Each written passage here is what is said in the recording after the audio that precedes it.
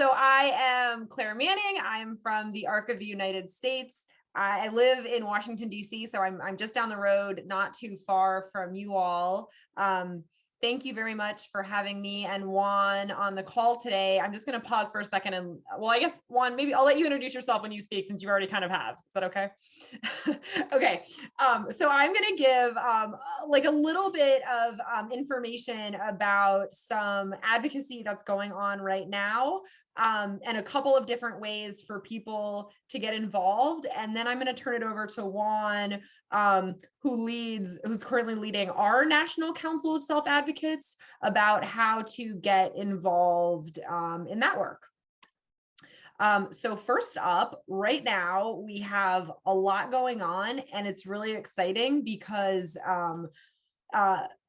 we don't often have, I feel like maybe if you're involved in a lot of advocacy work around legislation, like me, you feel frustrated sometimes because it feels like a lot of times we're just like stopping bad things from happening, and we don't often have an opportunity to really like make positive change and really make a difference. And I'm excited to share that right now in Washington, D.C., Congress is making really important decisions about several different programs that really will impact people with disabilities, their families, and the direct support professional workforce.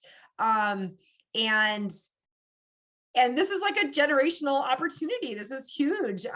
And so the things that they're talking about right now is increased funding for home and community-based services.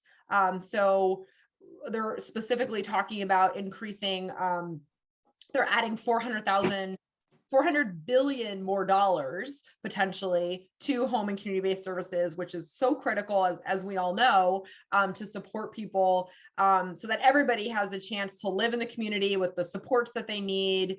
So that's really important. They're also right now discussing and we're championing paid leave for all workers. So that would mean that a worker would never have to decide between, taking time off of work and caring for their loved one or themselves and their paycheck. So that's something that the ARC is promoting right now as well and is moving through Congress. And then the last thing is some important changes around Social Security and SSI. Things like moving, the program hasn't been looked at in like absolutely decades.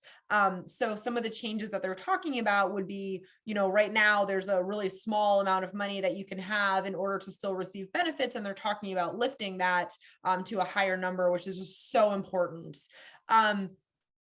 So that's kind of just like the really, really, really quick background on some big things that are happening. And everything that I just discussed is going to happen between now and the end of the year. So we absolutely need to just like keep pushing, contacting our members of Congress, getting involved. And so I want to share 2 ways that you can do that if you're not already familiar. The first is, and I'm going to type this into the chat too. The first is you can always go to our Action Center, which is thearc.org/action, thearc.org/action. And if you go there, you can always find our most up-to-date action alerts. And what's nice about them is, sometimes when you're like, oh, I want to contact my member of Congress, but I don't know where to start. This is all kind of one-stop shopping for you. We try to make it as easy as possible. You can type in your address and see a sample email, or maybe you love Twitter perhaps, and you want to send a tweet. It's all right there for you. We're also in our Action Center collecting stories about the importance of home and community-based services in people's lives. So that's all right there. And I know that everybody on the call today is an amazing advocate, and that's why you're on this type of a call.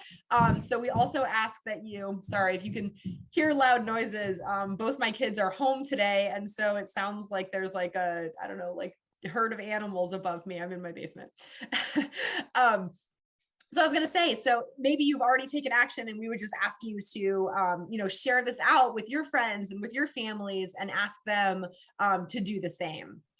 And then the other thing I want to mention is every Wednesday, I know many people are on social media, right?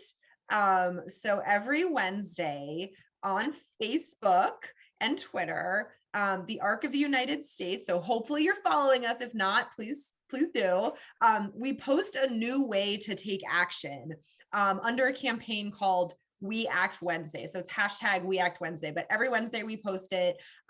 So sometimes it's like contacting your member of Congress. Sometimes it's sharing something or watching a video to get informed. But it's a great way to kind of keep upping your advocacy and knowing the different things that are going on. So two things there. The arc.org/action, We Act Wednesday. And then the last thing I want to say before I turn it over to Juan to talk more specifically about the National Council of Self-Advocates is I was so excited to see the rest of your agenda for the day that you all are going to be talking about voting. I have my voting sign up year round, but it's very appropriate for this call. So Virginia, you all have a really big election coming up, and I just want to put in a pitch. I know you're going to talk more about it, but as the ARC, we don't support any candidates. We don't tell people how to vote, who to vote for. Well, we do tell them how to vote in terms of actually physically how to do it. And so I just want to encourage you that, there's so many things that are on the line and so many decisions that are made at the local and state level. And so I really encourage all of you that if you haven't already voted early, to get out there and do that. And I know you're going to be talking on the rest of the call today about how to make that happen. So I will stop there and turn it over to Juan. Thank you all. Everyone, my name is Juan. I'm the one who likes freezing candies, but more than anything, I just wanted to talk about National Council of Self-Advocates today and how that's another one of the avenues that you could explore if you want to further your self-advocacy. We have the National Council, which serves as like an advisory to a lot of our inner programs, and it's based from nationwide. So people from coast to coast and Alaska as well are also just a part of this community. So we have like a variety of different self-advocates who more than anything just work as an advisory role, telling the ARC about different programs that it may be having, different opportunities for networking. And if we are trying to like introduce a new idea or trying to introduce like our policy and position statements, we always go to the National Council of Self-Advocates to get feedback to say, hey, is there something that we're missing? Is there something that we're not thinking about that self-advocates with the experience that they have could, incorporate that feedback into making it that much better so that the ARC could go with that feedback and do its work that much better in conjunction with the council. So it's a really good opportunity for you just to, network with other people nationwide, get to learn from one another and start building a sense of community with others who meet up on a monthly phone call just to talk about like our advocacy topics, as well as other people within the ARC who come in and say, do you have any thoughts about these ideas? This is what we're talking about. This is what the ARC is wanting to do. Here are some great advocacy opportunities that we might be looking for. How can we improve this? And that's the role of the National Council for Self-Advocates, more than anything, just serving as an advisory role. And within the council itself, it has like officer roles and then also like a chair role, and it's completely run by those with disabilities. So it's a really great community where it just fosters a sense of like advocacy at a national level that really allows for you to give great feedback and help the ARC with its work that much more. So I will be dropping the link in the chat where if you wanted to submit an application, you're more than welcome to. We just want to make sure that we get as many people as we could, just so we have as big as a diverse community of advocates to be able to represent all parts of the US, including Virginia. So I'm going to drop the link in the chat. And if you have absolutely any questions whatsoever, always feel free to reach out to me or Claire. That's awesome. Thank you. Thank you so much, Juan. And that's what I was going to ask you is about signing up. I signed up. I got my daughter signed up basically. And it was super easy. I don't think you even asked for too much information there, but then you get on the email list and then we'll get alerted about all the meetings. I didn't actually realize. So you're saying there's a monthly call? Is it monthly or is it quarterly? It's a monthly call. So we have one for officers. We have one for like a general self-advocates, but it's a monthly call. Okay, right. And you don't, I mean, anybody can join basically and then participate. Yeah, we just ask that they have self-advocacy and that they have a disability. So we want to make sure that we're just inclusive of that. We have other councils for other advocates, but we want to make sure that our NCSA stays with self-advocates with disabilities.